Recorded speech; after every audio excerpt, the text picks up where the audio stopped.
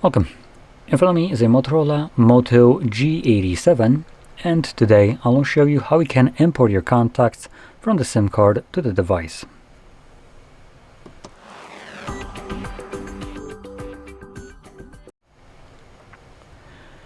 So to get started, you will want to open up your standalone contacts application such as this one, and first time around it will get you this pop-up, allow contacts to send you notifications.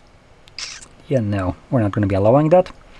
There is no reason for contacts to send you notifications, as it's referring to the contacts as an app itself, not the contacts in it. So there is no reason for that, as what would the notification be? Congrats, you have imported contacts. Anyway, so in here, you can see I am signed into a Google account and I have bajillion contacts in here. We can also click on all contacts to kind of view where our contacts are being shown from. So we have all, and all of them are basically from the Google account itself. Anyway, with that out of the way, let's quickly go to organize. And because I am signed into that Google account, the manage SIM option will be at the very bottom. If you don't have a Google account signed in like I do, this is the only thing that will be visible on this page. Everything from here up to here is gone. So from there, click on Manage SIM.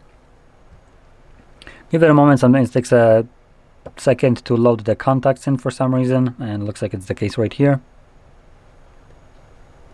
There we go. And in here we have the old way of displaying contacts. So you can see it's trying to import them to the Google account, and it's visible right here. Now, there is a chance that there might be an update which changes that. I don't know how that works. I've seen both being still used, so other than where you import contacts, nothing else changes. So I'm going to mention both of them. For this specific look, you're looking right here to change your import location, so you can change it, for instance, to the device, which both of them are visible under the drop-down menu. Google just prioritizes themselves for the creepiest shitty reason possible, and one that I wholeheartedly believe should be absolutely illegal. But I'll go into that in a moment. The second way that you might see your contacts be displayed for importing locations will be at the bottom. You'll get basically a window like this one, where it tells you to import contacts as a first option, which will be selected, to device and Google account, which will be listed there. If you have multiple accounts, so like two different Google accounts, for instance, you will have, again, device and, for instance, Google account 1, and then device Google account 2 as two separate options. And then you'll see always an option called more, or well, maybe not always. If you don't have a Google account, there won't be a more option. And I'm kind of taking a little bit of time here talking about this because it pisses the shit out of me. So Google has the audacity to try to confuse people by giving them device and Google as an option because, like I said, they're being a creepy motherfuckers that try to basically what I could consider break the law. And they're using you for this. So the reason I'm having a problem with this is because in these options that are visible either here or at the bottom right here, they will always be the main kind of place where you're importing contacts. Now, this isn't, you probably don't see too much problem with it, like, okay. But there is a problem because what you're importing is people's information, not yours, but someone else's. And by importing it to Google, you're basically consenting, instead of them for Google to have access to their information. And Google obviously isn't the one that's going to be, oh, cool, you imported that, let me just keep it on the server and never touch it. No. It's like, ooh, cool number, cool name, cool address, cool location, cool nickname, cool job title, cool fax number. Let me put that into my profiling bullshit of that person and target advertisements and also sell it. So that's what I have a problem with, where Google basically uses that to make more money off of this information that hasn't been consensually given to them by the party that this data belongs to, actually. It's been just done by you. And with this kind of moronic logic, I could tell you to freely go into, enter the Google headquarters. If a guards try to stop you, you can just push them away. Because I'm giving you permission to do so, right? And then take whatever the heck you want from there. Because, I mean, if you can give permission to break the law for Google, then I should be able to do the same thing. And if they can do it, then why the hell can't you, right? So that's why I have a problem with this, because it just kind of circumvents actual consent of people that this information belongs to.